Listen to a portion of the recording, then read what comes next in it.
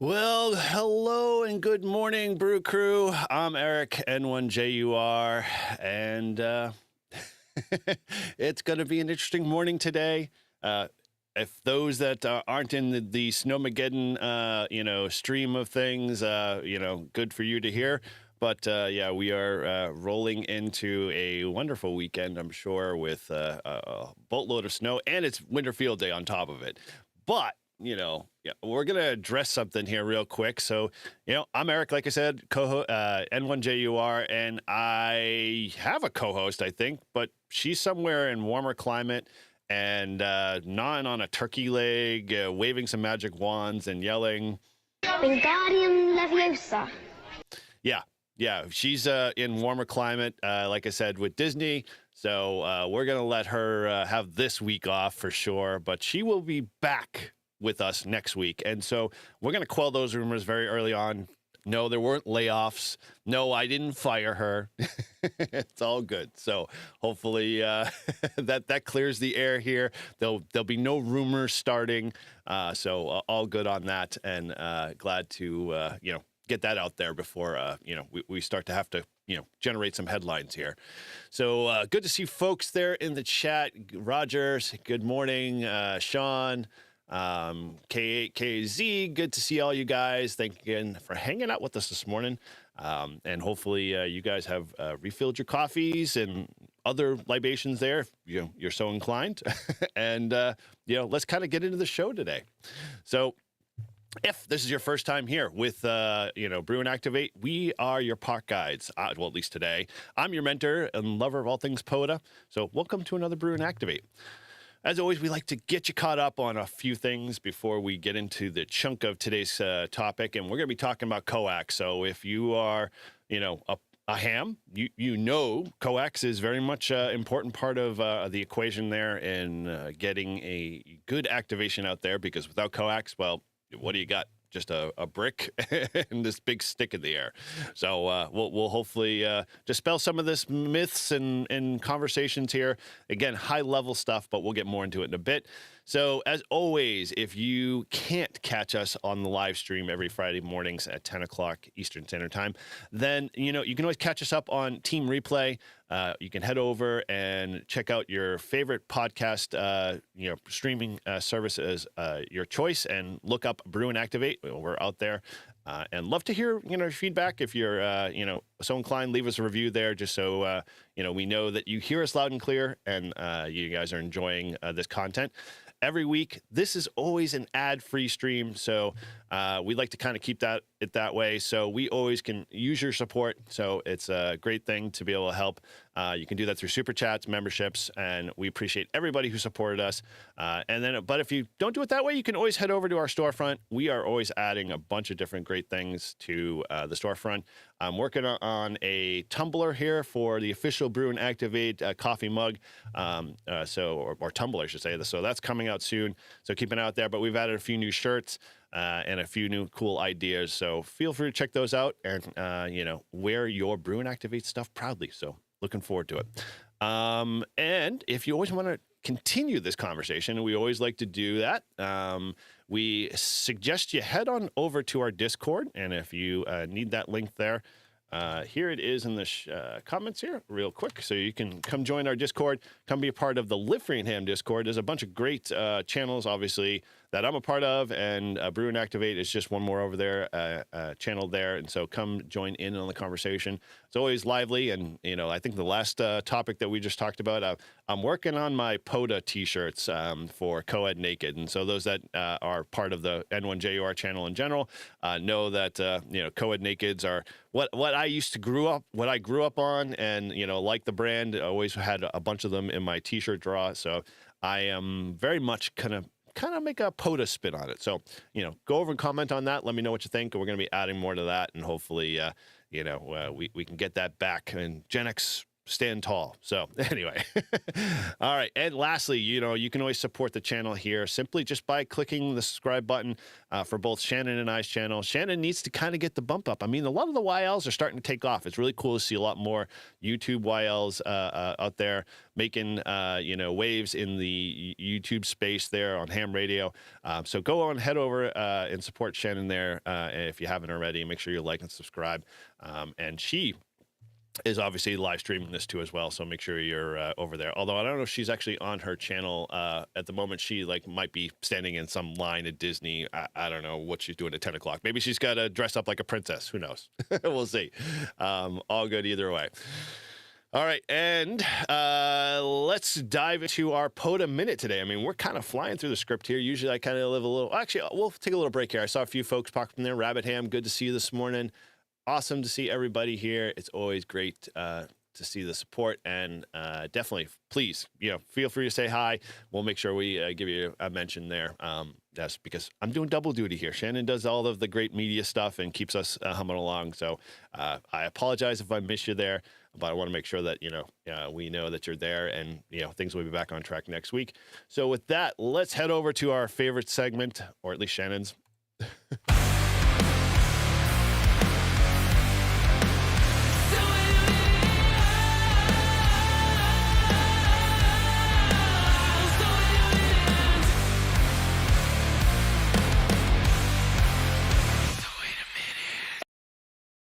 All right, we are in the POTA Minute. This is where we take one small POTA idea and one real world observation and give it about 60 seconds. Simple and easy. We're going to kind of food for thought, plant the idea, maybe think throughout the day about this at work, or, you know, in your travels, or maybe doing your next activation.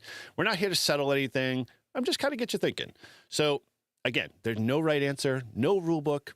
You know, just stuff that you start noticing kind of after a few activations, or maybe a few hundred hunts you've done. You know, if it's happened to you, well, say so in the chat. Let me know. If you do it differently, even better. Give us feedback. We're always interested in sharing and learning and growing. So that's one way to be able to, do it. So let us know how you feel there in the chat. So let's get into today's POTA Minute. Today, we're talking power. And I love AI. Sometimes it comes out some really interesting infographics there.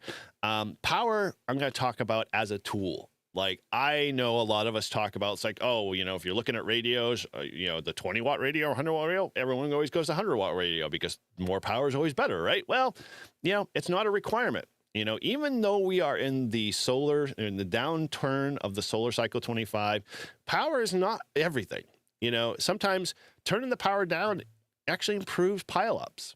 Surprising. I've tried it. I've done it. I'm very impressed with the fact that, if I adjust those settings, I can kind of get a little bit better activation, or at least get those hunters that, I'm really kind of looking for an opportunity to hear me.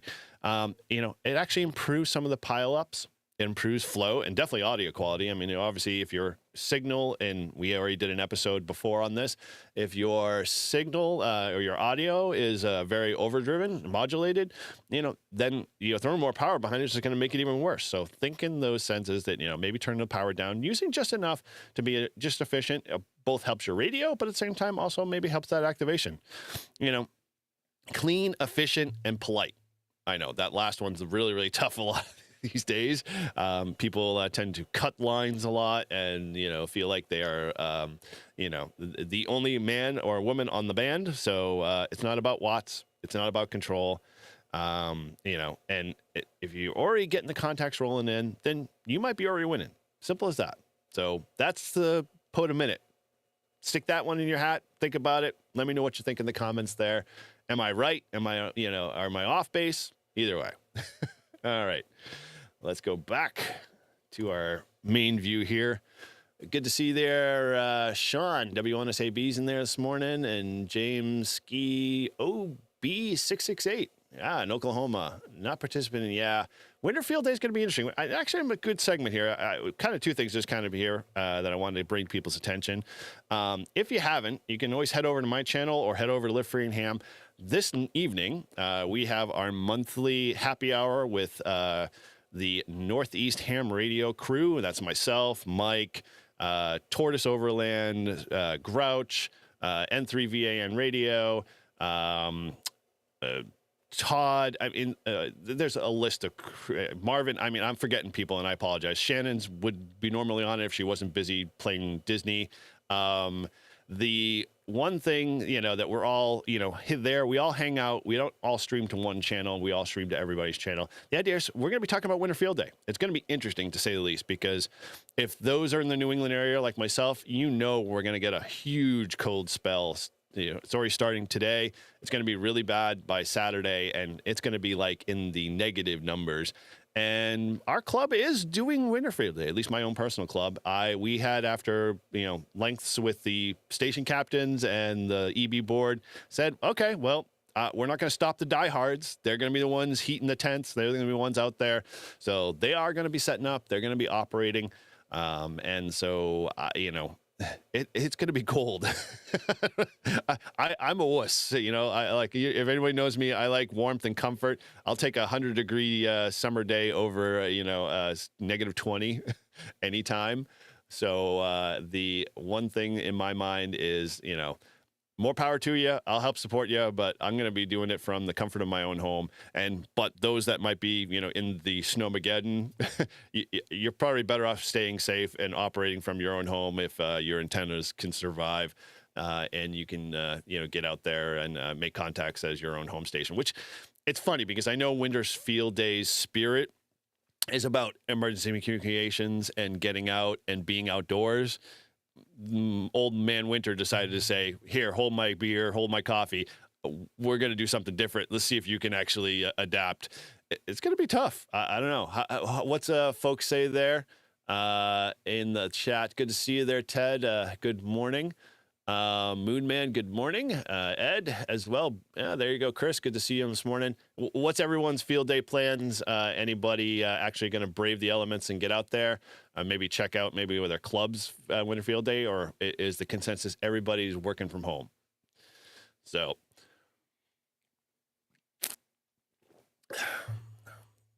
I wouldn't say less and less there, James. You know, hey, we're not all sad hams. We're just, you know, you do your best you can. I mean, if you can't get out, totally understandable. You could try to set up what you can and make contacts.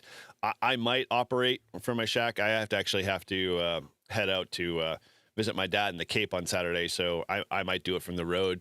But Rabbit Ham doing anti-field field day there. Is that just are you making an FT8 stance there? Is that your plan? You know, no FT8, no Winter Field Day for Rabbit Ham. Yeah, Ted, good idea. I know we're supposed to get hit hard, and Ted's also part of our club there here in the in New Hampshire area, and so yeah, a few of our intrepid club members are setting up. I give them all the credit, but I'll watch from a distance. So, question: I'm curious, why anti-field day? Are we just skipping out because weather's kicking your butt, or is it just there? Oh, no, anti-field day is an uncommon thing. Yeah, okay, understood. Yeah, it is touted as that, and you know, for a long time, summer field day was sort of like that too, as well. People very much, you know, touted it as emergent communications, treated it that way, and then it just got to, you know, way off the rails and to, you know, contesty like, and it still kind of is, even though they try to pull it back. But yeah, I'm with you there, Ted. I will not, you know, operate anything below 32. I mean, that's just too cold for me. Yeah, okay, nice. Yeah, I definitely see the bands can be flooded there for sure. And that it'll be very easy to make contacts. There's no doubt about that. I mean, and if you're in a few of those folks that do also POTA parks, it definitely helps there for the logs. I don't know. Emergencies for me. I mean, it's actually an interesting show. I mean, POTA for me in general is kind of an emergency exercise, even though we don't treat it that way. I mean, we're very much working our radios and learning how we set up our stations and basically get ourselves prepared for an emergency. Whether that will ever happen or not, I don't. It's not for me to judge, but at the same time, if you don't know your gear, then, what's the other alternative? Practice an emergency. So totally understand there. Okay. You're definitely, opinion understood. And I understand why FT8 is FT8. I mean, that battle's been, since the dawn of time. And for them to run it the way they do, I know Marvin, great guy, and his brother Mike. Both those guys have put a lot of time to improve Winterfield Day, and and if it's not everybody's cup of tea, that's the nice part about it. I don't understand contesting, don't participate into a lot, and all of that, the point stuff there. But I know people that are just like that's all they live, eat, and breathe. So all good. Operate from a park would be really good. Although make sure you're definitely doing it from your car there, Ted, because it is not something you want to. I would say, Sean, if you're definitely in the path of Snowmageddon, batteries are going to be premium there for sure. I think. I know I've already gone through the typical generator fire ups and testing and making sure I have extra gas here, and I did a quick visual inspection of some of my antennas, at least here at the house. So I know they're actually, still standing and working and not going to, fall over from excessive ice or whatever. So yeah, definitely doing all that. That's always a good prep for, this impending storm that's coming, depending on if you're in the path of it or not. And definitely, exercise some of your equipment there. This is a perfect time to be able to go through that a little bit, make sure you have it all set up. As we always say here, it's the milk and bread marathon. Everybody runs out and grocery stores become insane. But I'm always of the adage it should be tequila and Doritos, or some your flavor of candy and a drink of choice. Why buy bread and milk? All right, well. With that, I think we're kind of ready to dive into a little bit of our, Coax discussion here today, and find a little bit. Hopefully, again, I apologize in advance if you are we'll say, expert level in Coax. This is kind of a general primer, kind of food for thought today, because I figured I'd keep it a little light because I'm running all of the controls here. I'm also the cook, the cleaner, and the bottle washer. And so, it makes it a little challenging. But Shannon, I have to say, and you're going to hear it from me, but don't ever repeat this. She makes the show run way better. And I know I'm going to say that because I know I don't see her on chat, but we'll see if she picks up on it. All right. So let's get into our Coax discussion today. So head on over to my favorite board here. We aren't doing a whiteboard today. We're going to do a little bit of quick slide stuff. I'm going to try to keep it very light, with the hopes, obviously maybe glean something from this. It might be very, high level for you, but feel free to add your comments in to the chat and let me know what you think. So we're going to talk Coax, big idea, high level, from a fifth grader level, because I think one of the things we always overlook, especially when we get into the hobby the first time. I mean, remember way back when you first got into the hobby, maybe even into POTA, and you were thinking gear. What did you do? You either heard from the seasoned hams, a few other people, or maybe picked up on YouTube that you had to go, pick up this style coax, RG8X, RG8XU, LMR 240, LMR, 400. All of those buzzwords might kind of all pass through your peripheral view there. And you might have been like, well, okay, it boils down to two things. What am I going to bring with me, and how much does my budget allow, kind of thing, or where can I scrape together something?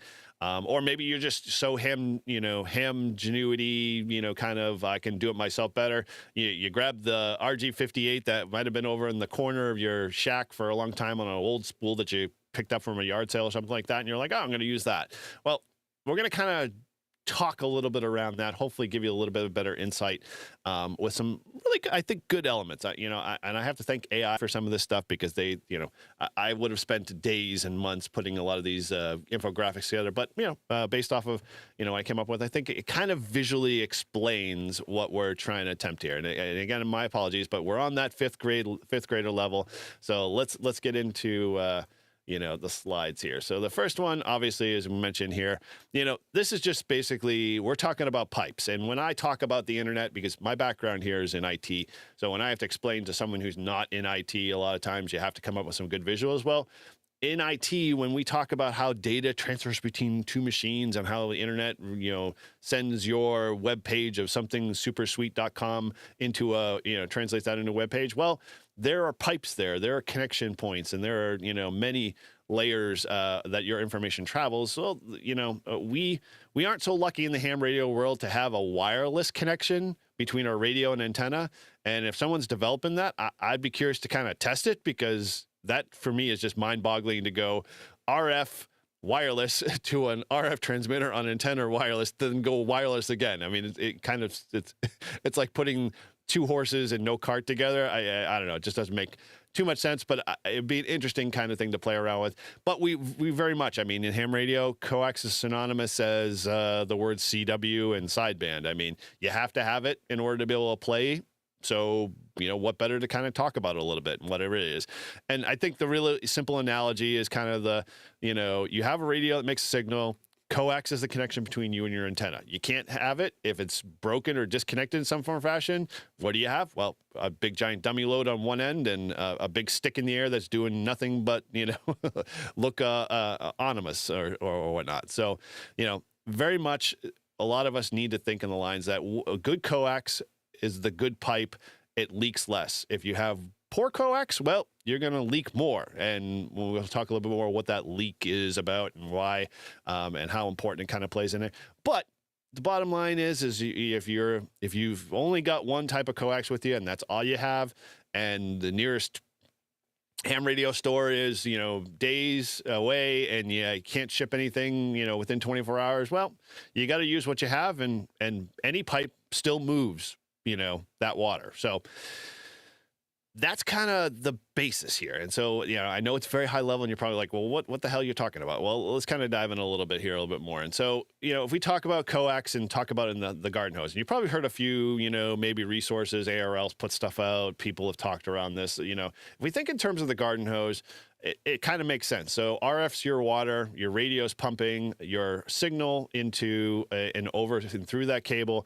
The antenna is the sprinkler in the scenario. And if you think about that analogy, well, the coax, the connection points between those two devices, length, type, materials, all of that stuff plays into whether or not you're taking all of your hard-earned effort, meaning your voice, your tuning in the radio to make your voice modulate the best way possible, your filtering, not so much filtering, but all of the stuff that you're transmitting your signal across the radio to, you're going to pump that through that pipe. And that pipe could be too long. It could be poor materials. It could be maybe even sometimes, too short or brittle, or, not shielded enough. And that can affect all of that. And so all that hard-earned RF you're putting through the wire, it might be just turned into heat, might turn into nothing. It might, you're not putting the best foot forward when it comes to doing things like POTA. So like I said in the examples here, maybe your hose has got more leaks, meaning your jacket's a little brittle. Some coaxes that we, we'll kind of go into a little bit might have a stiffer jacket and not as flexible, and that can cause cracks in your jacket. And the crack can allow RF in, can cause more RFI. Maybe it's cheaper thin. And, when I first started in ham radio 30 years ago, RG58 was the only stuff that I could get my hands on. And I built a lot of, kind of just listening antennas and stuff like that from RG58. But as I learned, RG58 wasn't really that great if I had really, really poor coax, meaning that not well shielded. I get a lot of RFI, alternator whine, that type of stuff all across my lines. And if I had too long of a length of it, it became, its own resonant kind of approach. So thinking of those things. And then the other thing is when you're buying coax, we talk along the lines of feel and, you know, texture and stuff like that. Well, if your coax is super strong, like if you're running LMR 400 everywhere you go when you're out on POTA, that stuff is pretty, you know, brittle, not brittle, but pretty stiff. And you add cold weather to that, that makes it even more stiffer. So, you know, you introduce maybe more kinks, you know, it doesn't coil well. I'm from the old audio world, and as being an apprentice, my mentor at the time taught me how to properly coil coax. I don't know about you, but how many times have you gotten maybe with POTA with a friend, and their coax literally has got like all the figure 8 twists and it's all tied up in the knot, and you're like, how do you function with this? And it's got little kinks in it. Well, those little kinks start to add, you know, more you know, problems to your signal and how it actually goes from radio to antenna. Yes, friction loss and size is a big thing too as well. Good point there, Rabbit. I was noticing that. You know, one thing I'm not talking about is diameter, and when we may, and if you guys want me to dive deeper in and talk about velocity factor and all of those other elements that we aren't going to really kind of touch upon too much in today's initial, we'll call it primer. Yeah, those all factor in, and using the same thing as a fire analogy. Yeah, diameters of hoses and how fast you push water through that plays into the fact of you know, a lot of things, especially in radio. So just kind of you know, if you're locking something in your brain, you know, sometimes if your coax is too long, you might have more RF loss. If it's too cheap or thin, again, RF loss. You might not be able to get that full 100 watts or that, you know, enough of the power that you're putting in from the radio out through the antenna. Or, you know, maybe you just got kinks, or maybe it's sitting you do a lot of winter activations and the coax itself is pretty much in snow all the time. You don't clean it off. You just kind of coil it up and throw it in the back of your pickup truck or back of your trunk. Or for those British folks here, in the boot. You know, you're eventually gonna wear your coax down. It's gonna cause more leaks. It's not gonna be as efficient. So let's kind of talk why it matters. Well, yeah, we kind of already, I think, have brushed upon this a little bit. You know, field activations punish coax. I can't tell you guys, you know, we all just kind of assume that our coax is going to take it. It's got a thick jacket on it. Well, then it should be able to take the abuses of stuff. Well, you drag it across, you know, cement, you know, or gravel, or you pull it through mud, or you pull it through, you know, dirt and dust. All that stuff can affect both your connectors, the coax, the shielding, all of that over a period of time. You might not visually see that stuff, but over a period of long use and, you know, abuse, yeah, it's going to start to add more, you know, complexity, and efficiency is going to start to diminish very quickly. You know, and the big thing, and I do this a lot, and you may not see this yourself, but, you know, we all have our coax, and we have a short run to the antenna, and then we have the extra coax of a 25-foot run coiled up by our, you know, feet. How many times when you go around the back of the radio, you accidentally step on your coax? That over time starts to fragment your cable, starts to cause, you know, breaks, and starts to deteriorate the shield, the braid, and then maybe the center conductor in there. And, you know, you might start to see this, or you might not see it initially, but as you start to use this stuff over a period of time, you might start to see your radio starts, you know, making disconnects, your high SWRs, you know, things like that are all kind of symptoms and signs of just the coax itself being overly abused and just needs to either be replaced or looked at level. And the constant rolling, you know, and I do this when we were in the music industry, and those that might know, when you're coiling cables, you have to go with the natural feel of them, because eventually if you introduce those kinks or you introduce those weird twists, that starts to affect the cable and the performance of the cable when it was built. And, you know, that can add or introduce RFI, and can introduce outside forces to the cable that you may never see visually, but, you know, over a period of time, it can even wear the connectors or a strain release and that type of stuff. A lot of coax today, when you get it, I mean, unless you're on the high end side of stuff, don't have a lot of really good strain relief on the connector end. So the constant pulling, constant reconnecting, those can all add to your battle of trying to keep the coax, you know, working the way it needs to. Yes, Chris. We possibly could be talking about kinks. It's a little too early in the morning, but yes, if you've got a few that you want to share that's PC, feel free. All right. So, what things can actually make coax a little bit better? Well, obviously, shorter is better. I know that is kind of a duh moment for some, but some people might just be like, oh, I'm going to go buy 50 foot. I know when I first started, I'd go into HRO here in Salem, New Hampshire, and I'd be like, oh, I look at all the velocity factors and everything's built off of 100 feet. And so I'm like, oh, well, I'm okay and I'm fine within 100 feet, so I can go with the 50 foot and I'll be okay. Or I can go with a, 75 foot, pre-cut length kind of thing.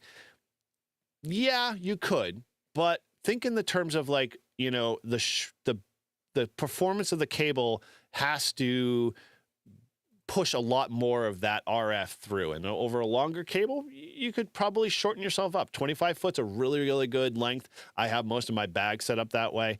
And it's always easier to move your operating station closer than it is to, move it farther away.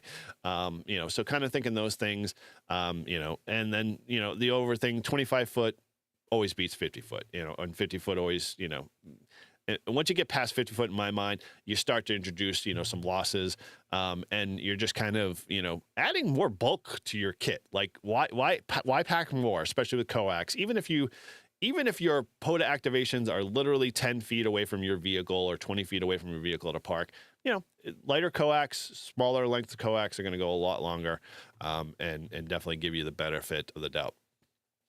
Lower loss always helps, but isn't magic. And this is the kind of one of the things that I think people forget is, yeah, you might have a lower loss cable, meaning like maybe you're running an LMR 400 out there in the field and you've got the LMR 400 Flex from Messi and Poloni. You went out and spent the mega bucks on it and you were like, well, I'm going to get the best I can for the money I have, and you get the most flexible cable. Well, yeah, it is, but it's also a little heavier than, say, something like RG8X or RG8XU. There are very much equally good cables for things in HF that you don't have to run at super major expense. So that'll help your equation of getting the most efficient power from the radio to your antenna. And, ultimately, if we could, literally run a short piece of, 1 foot from your antenna to your radio, you'd have very little loss. But at the same time, that's almost impossible for most people to do because both you have to watch about RF exposure. But secondly, you're not going to run that antenna that close because you can introduce SWR, fluctuations. You can do a number of things. So we try to put our antenna a safe distance away and, think in minds of like, okay, 25 foot is a very good space to play in.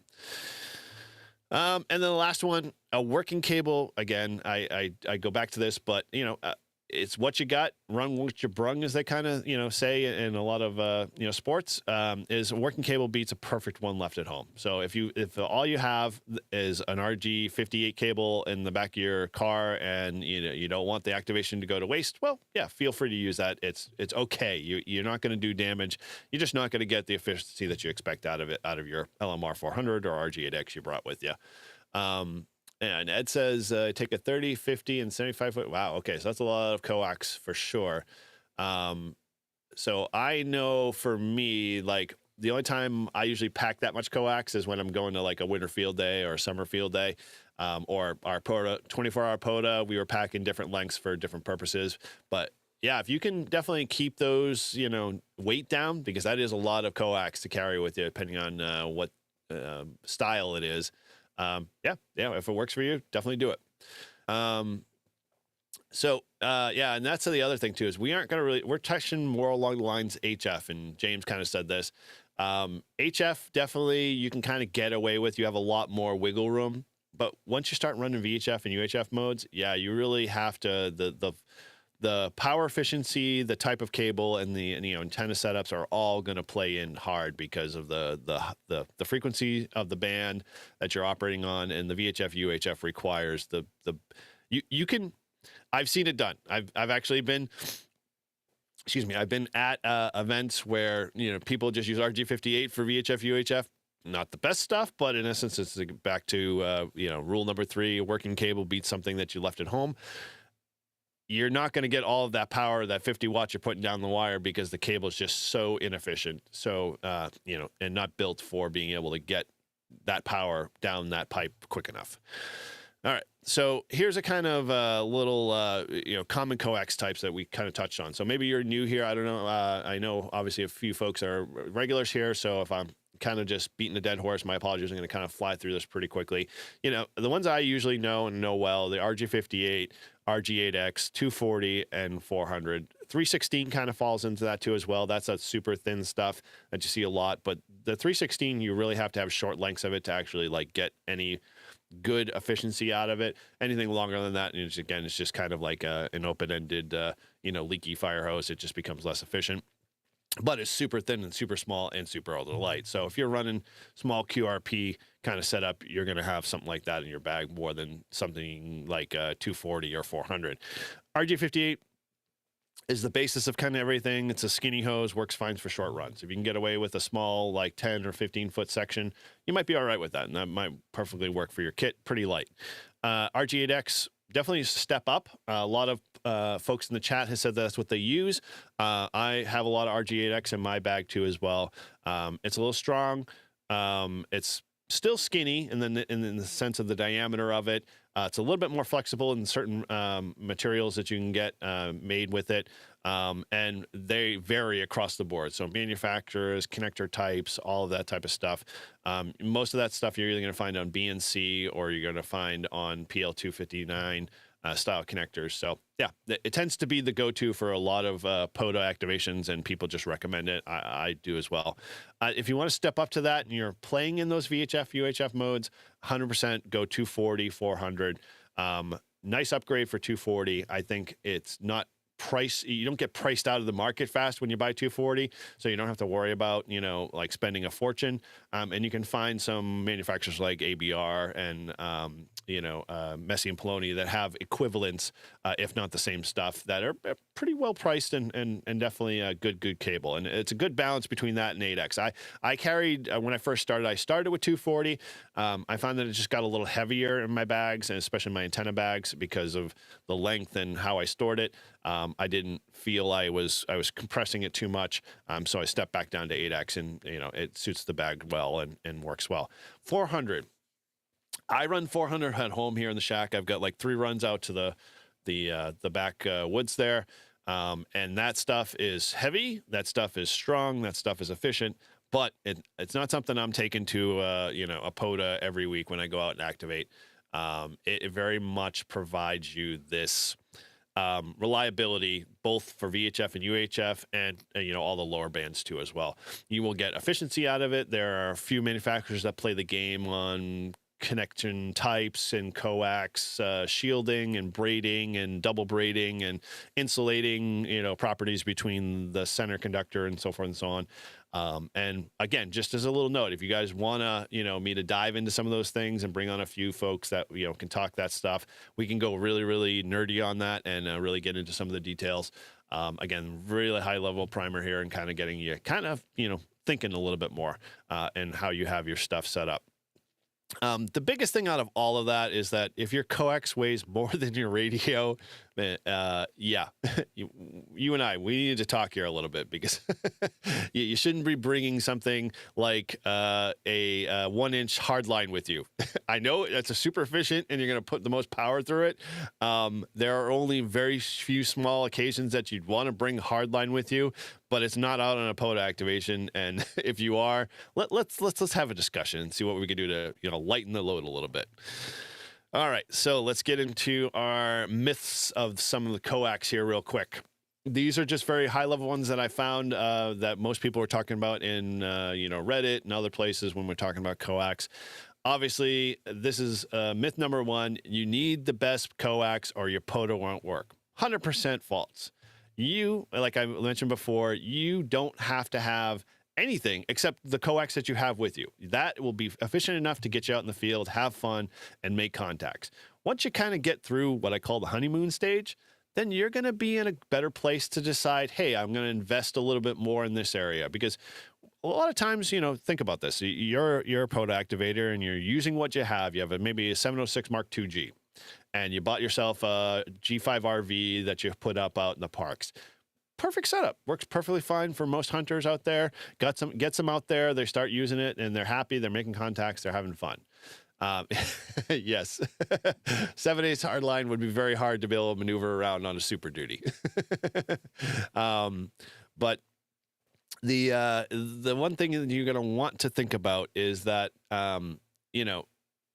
when you get past that honeymoon stage and you figure out your gear, you figure out your POTA style, you figure out how you operate, well, maybe start to think of improving on one element at a time over your POTA career or your POTA Go kit. Radio is obviously the first thing people think of, and they're like, oh, if I improve the radio, it's going to help me get more efficient. I'm going from 20 watts to 100 watts. Well, yeah, okay, you get more power, but, what about the stuff along the line? So, I usually recommend new activators as they start to kind of get used to it.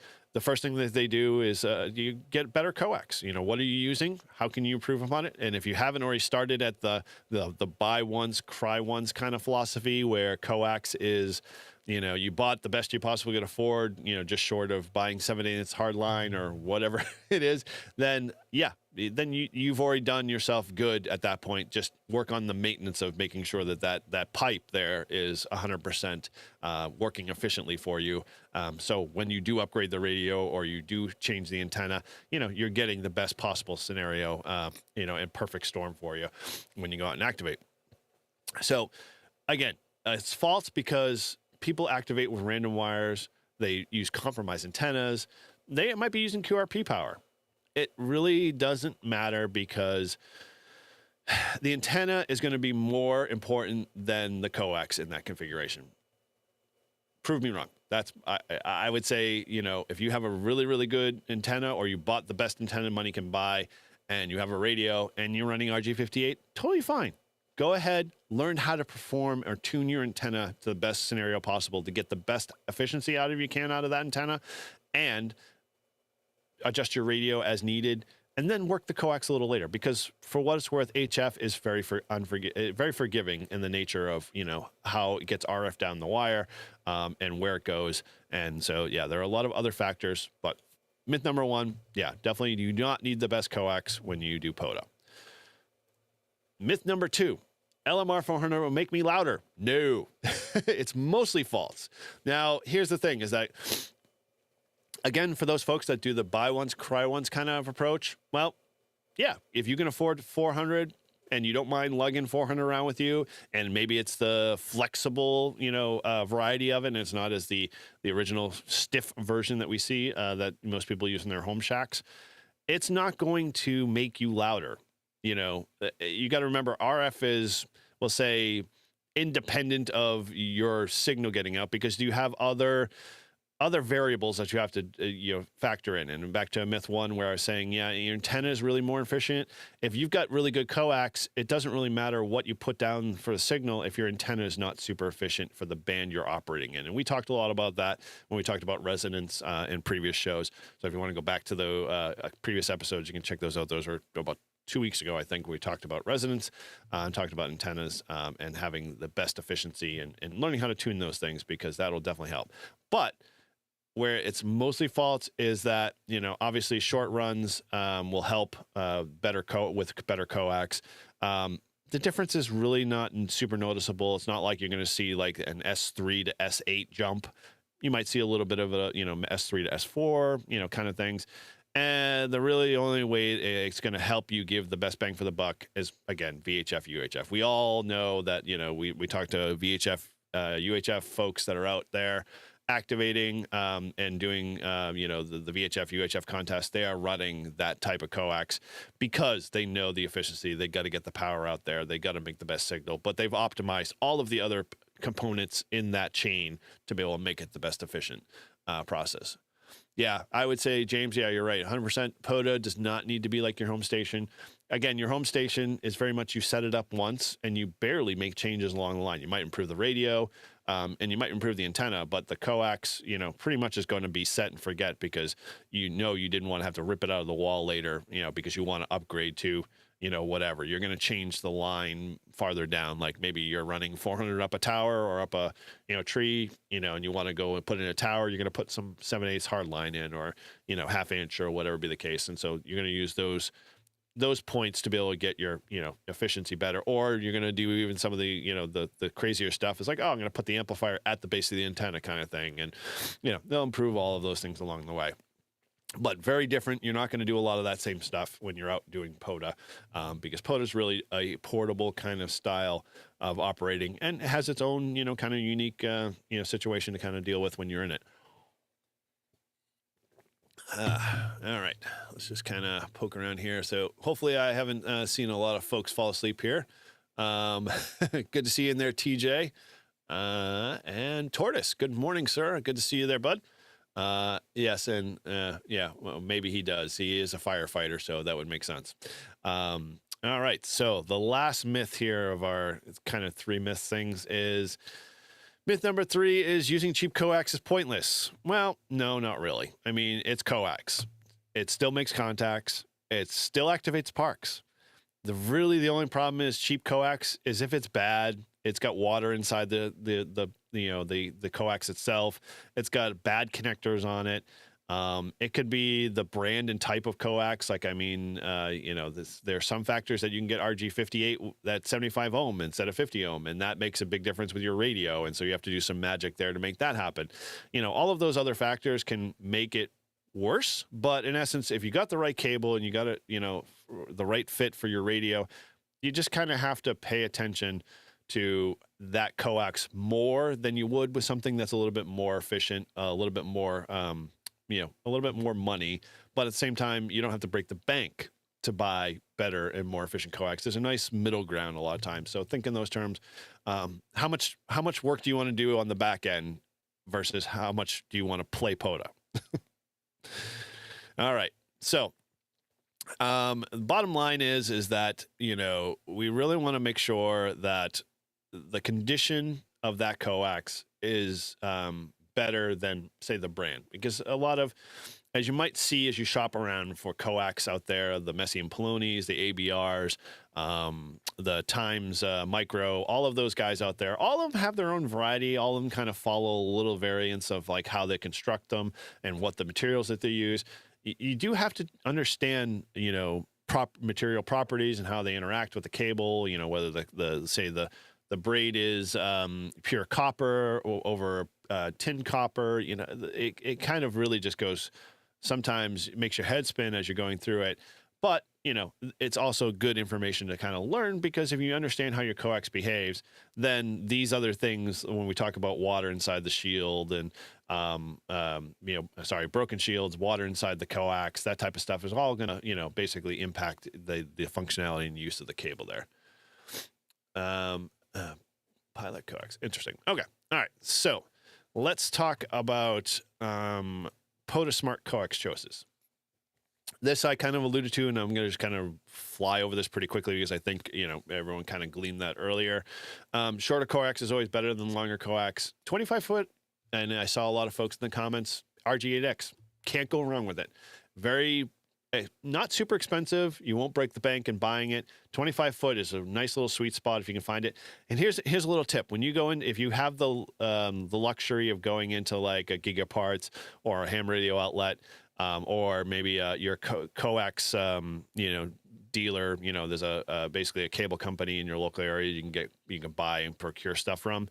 You might want to check the shelves and see what they have on it. And my safe bet is that more than likely you will not find too many of a selection of the 25-foot RG8 coax. And there's a reason why for that, because everybody who knows coax well and understands coax knows that that's the sweet spot for being able to have the most efficiency and the best balance and the better reliability, because it falls into better construction materials and stuff like that. So when you're in HRO and you're looking, I guarantee, and I've been in there a couple of times, I've always had to go with the 50 foots, or I've had to order the smaller varieties because they ran out of stock.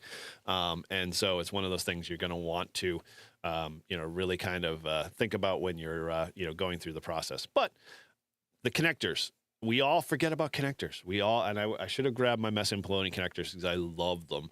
the connectors are critical. I mean, how the heck do we hook them up to our radio? Well, a lot of us, we all have seen the YouTubers talk about their Hamfest trips for, buying good connectors over crappy connectors. They do mean a lot, and they will affect your operation. Not so much per se of loss in power a lot of times, but more just the reliability, the construction, the materials, whether they're thin-walled or thick-walled, that type of stuff. I love the Messi and Poloni Evo connectors. They are a little pricey. There are knockoffs on Amazon, and there are a few that I will, if you're interested in knowing what those are, these are the rebuildable connectors. And the reason why I'm going to tell you why I love them the most is because these connectors provide, one, reliability. They're strong. They're very robust, and they can take a beating. But two, I love the fact that they're rebuildable. Like if I ever have to cut the end off, I can reuse that coax connector and either have a replacement tip, which is basically all you have to do to rebuild the connector with, or you can, if you're good enough and you've soldered it on well to the center conductor, you can unsolder that tip and then reconnect it to another section of coax or shorten that up. So if you can get yourself a hand on some of the Evo connectors from Messi and Poloni, I'll have over in my shopping cart. Not my shopping cart, in my Amazon storefront, the ones I use that are Amazon knockoffs for RG8X, 400, and what's the other ones I use? They don't make them smaller than that, I think. But phenomenal connectors, well worth the investment, well worth having them out in the field, and they're field ready. That, I mean, literally, if you get yourself a pencil solder pen, which I have in my truck, I can basically do a coax field repair in 5 minutes, and we're back up and running, and the activation's not shot. So, kind of something to think about. Yes, the image is in. Yes, I just noticed that too myself, which is in and of its own a connector that we all love to hate. Because if you know connectors and end connectors, they're very heavily used in the VHF, UHF world. Because of the reliability and strength, supposedly. If you can tighten them down the right way, they'll stay connected. So yeah, good to see you in there, Mike, this morning. And let's see if I missed anybody. I said hello to TJ. And if I didn't say or I missed somebody, my apologies here. I'm just kind of going back through. So yeah, I would recommend RG8X to kind of start with your POTA kit. Again, it's a good balance, but pay attention. If you're a VHF, UHF operator, and I know Mike is a good example of one there, he very much knows that type of coax is important. Good quality coax is going to go a long way to getting your signal out there, and very much needed for the higher bands. All right, so let's see what else I got here. Oh, yeah, so yeah, good strain relief. I already talked about this, kind of just quick slides. So this is kind of my poster child for coax here a little bit. This is, coax for me is your antenna is the hero. Remember that. Without antennas, I mean, we just got a bunch of dummy loads, for most of the time, our activation. So your antenna is always going to be the hero of the story. Operator is your plot test. Coax is going to matter, but it's not, like it says, it's not the hero of the story. You can get away with weaker coax, still make contacts, still have fun doing POTA, but coax is going to improve your efficiency, improve the RF, improve your overall operation. Yes, Mike, you're correct. HF is definitely forgiving, and VHF does not. VHF basically tells you to go pound sand if you're not using the good quality stuff. But this is kind of a good infographic here. It says antennas. We a lot of times look at that because we all when you first start in the hobby, you're thinking like, oh, my radio is the thing. The radio is the focus. And no, antennas a lot of times will help you. I have done several videos on playing with certain end-fed wires over vertical. All of those kind of play into the efficiency and how much you get your RF out there, and whether or not you're hearing more or reaching more. So, all right, last piece here. So I want to just basically stress this really quickly. So if you, and I probably already said this, but I'm going to say it again. If you already own coax that works, just go activate. If you can get anything out of this today, what you've got in your bag, if you've got, stuff that you've already bought, work, use it. And if it's working, great. Simple as that. And you can worry about all of the details and the nuts and bolts later. But again, this is all about just getting you to think a little bit. And like I said, we can talk more in in a nerdy way about all of the velocity factors and materials and that type of stuff, and get into that more. But you can always upgrade your coax after you activate maybe a couple of 100 times. I've already done that a couple of times in my kits. And you understand your setup more. That's really kind of the key. You understand those two other pieces on the other ends of those coax. Those are the keys to really making coax shine and do its job efficiently, is because you understand the source, meaning your RF, and back to that garden hose approach. Your RF is the source and pushing it through the coax out to the antenna. If the antenna is not efficient, the antenna is not tuned for the frequencies you're using and operating at optimum performance, then it doesn't really matter what you put through that pipe or how you're creating it. It's still going to be garbage, and you're just going to be putting stuff out there that, you might not be putting your best foot forward. So let's go to the next slide here. So here's the kind of things, again, all these infographics are available. So if you want to use these, I'll throw them up on our wiki there, and let me know there in the chat. And you can use these with your club presentations or wherever you want. So yeah, like I said, go activate, make contacts, have fun. And that's the big keyword there, fun. If you're not having fun, come see me. We'll make sure you are. And then, once you get to the point of really learning what, those components do, then yeah, talk about how you do, use better coax, lighter coax for different, modes. If you're a SOTA operator, you're going to obviously have a different series of coax use levels and uses than, say, someone who does POTA from, a local park. Or maybe you do POTA and you hike into your thing, and maybe you're working on... I can't remember what Gary's award was. So if you can remind me in the chat that he put out there for the new POTA, was it donkey? Oh man, it's gonna annoy me. Someone look it up and let me know. But yeah, if you like to hike into your POTA spots and operate from there, yeah, coax is gonna play into that factor. So you're not gonna want to lug a 50-foot piece of coax with you. You're gonna want to operate with the most efficient, smallest version you can, just for light and portability. Yes, actually, yeah, that's another good. You can use a lot. I've built my first antennas there, Mike, using RG58 as one of the elements there instead of speaker wire, and it still kind of worked. I mean, it's not the most efficient, but it's what you got and it's what you use. All right, so curious. I'm going to ask a few guys. What do you guys? If you already mentioned already, but go ahead and sound out there in the chat. What coax are you guys running in the field? Any of the stuff that I touched upon, any of the stuff you're using? And I'm curious, once we get a little feedback from that. Thank you, Roger, the Pack Mule Award. Yes, that's a perfect example of, striking a balance of coax, weight, and efficiency. So you're not going to always bring LMR 400 out with you when you're doing the Pack Mule. So... first one, obviously, what coax you run in the field, shout it out, let me know. And then I'm going to ask the hard question. Who here is still using the same coax from their very first activation? And be honest.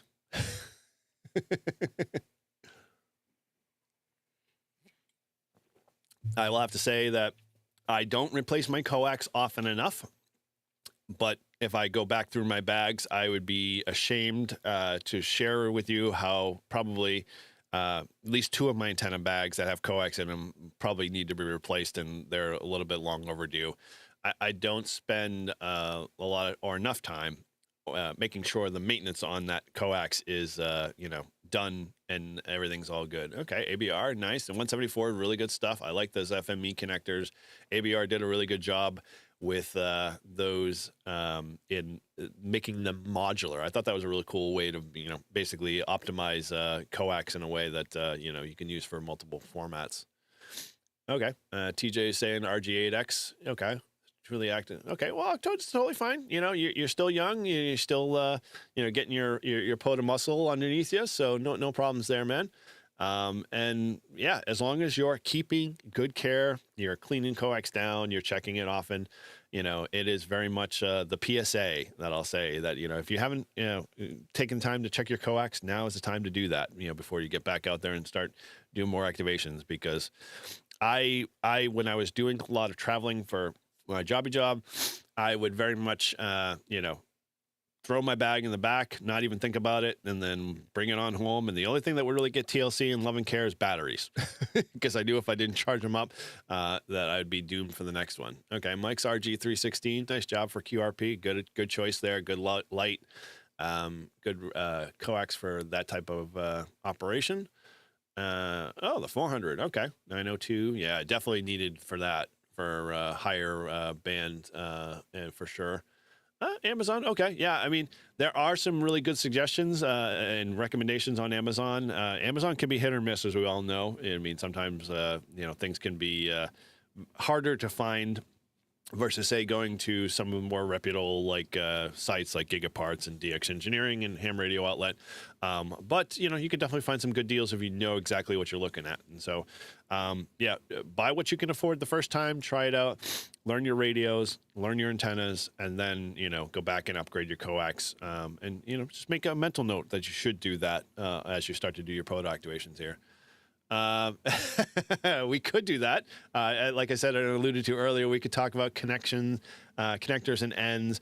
Shannon will be back. I'll have to ping her because I'm trying to get Shannon to do more in terms of maybe being part. Not that she just does more already, but maybe have her host a show in the future. So, as we're getting closer to maybe the International Women's Day stuff, we want to talk about YLs and POTA and that type of stuff and all the things that they deal with, which I think would be kind of a cool topic.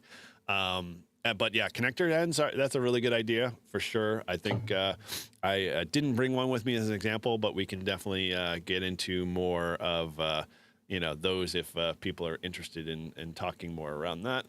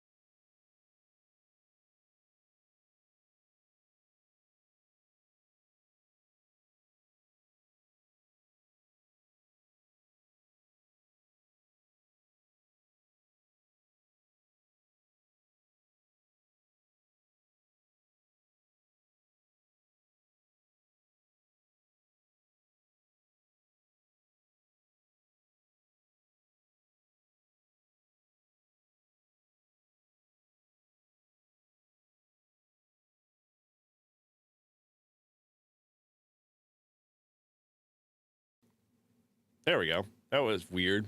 All right, we back now? No shitter break. Sorry. Man, that is weird. That's just decided to. Why not? I mean, you guys have not had a drinking game in a while, so sorry we weren't on our toes there.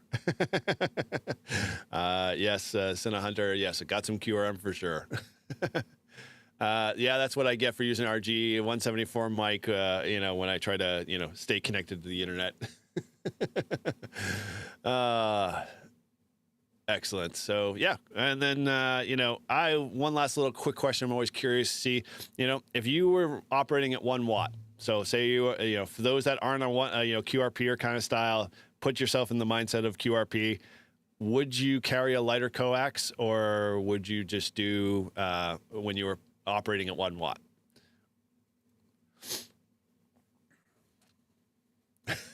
Yeah, my connector's got water in them. Sean, is that what you're getting at? All right. Very cool. It was awesome to see. We had 20 on the stream today. It's really good. And yeah, Shannon will be back next week. So those that are looking for her, she is in Disney, enjoying the Mickey Mouse money pit there that I call it.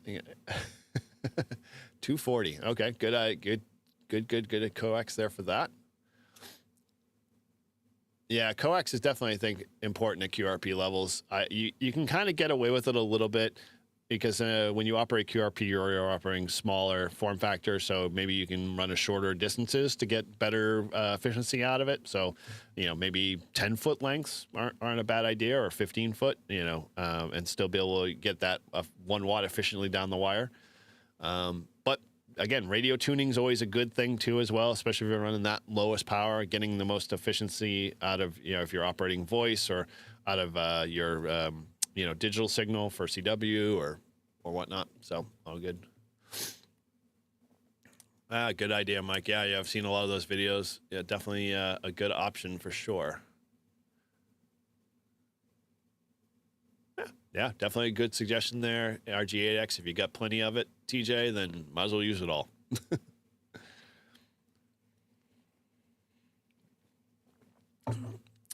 All right, well, we are here wrapping up the very end of this. So I appreciate all you guys hanging out with me today. It was definitely, a very light topic. I didn't think this would be a showstopper.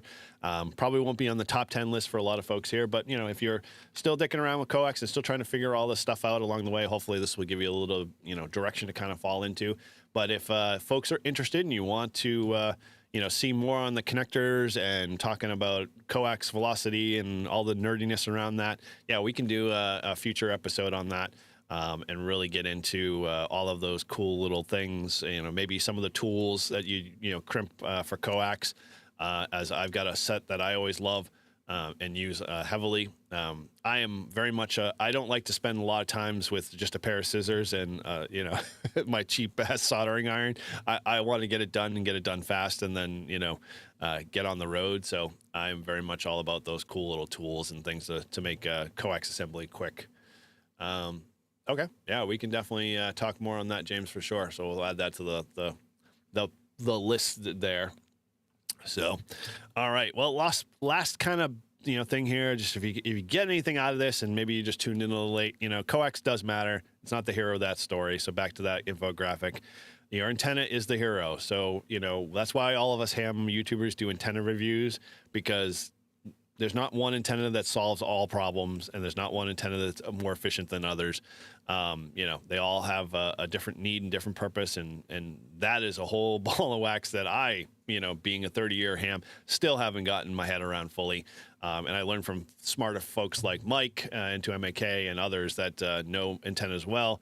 And can and Walt. I mean, Walt's. If you haven't gone out and get a book, if you get any book, go get Walt's antenna book. Well worth the read there, and really, really good in terms of helping you understand and get your gray matter filled with the right antenna understanding and knowledge. So definitely go pick that up. And so let's kind of wrap it up. So with that, I would say if you haven't already, please head on over to the Discord. So we're going to keep picking this channel up, topic up a little bit more. There's a link there for the Discord there. Head on over, come be part of it, come join in. We're over in the Brew and Activate channel. So we always love to say hello and check stuff out. I've got a few shirts, and Mike, I know a few people joined in that I'm kind of testing out, that I'm looking for people's input and feedback on. Trying to bring the co-ed naked theme back, as it's kind of been a thing that folks have known me by, and I think we need to do a POTA version. So I got a couple out there that I'm kind of testing. So I'd love your feedback on that. Love to see what people think and whether or not we should bring back the good old co-ed naked t-shirts and do it in a ham radio style. So as always, thank you guys. Appreciate it. We had a good crew here this morning, and appreciate all you guys for tuning in to Brew Activate. I hope you enjoyed this. I mean, all of our conversations around coax, I always appreciate all your feedback, and love to hear whether or not, this was helpful for you guys. And you can let us know, obviously, over on the Discord. And, as you always say, remember, whether you're activating, you're chasing, that key, and I'll always say it, and I'll say it loudly, is to have fun. Stay safe, keep exploring, and until next time, I'm going to say, keep your radios on, the PTT down, and POTA on, guys, and enjoy Winter Field Day if you can.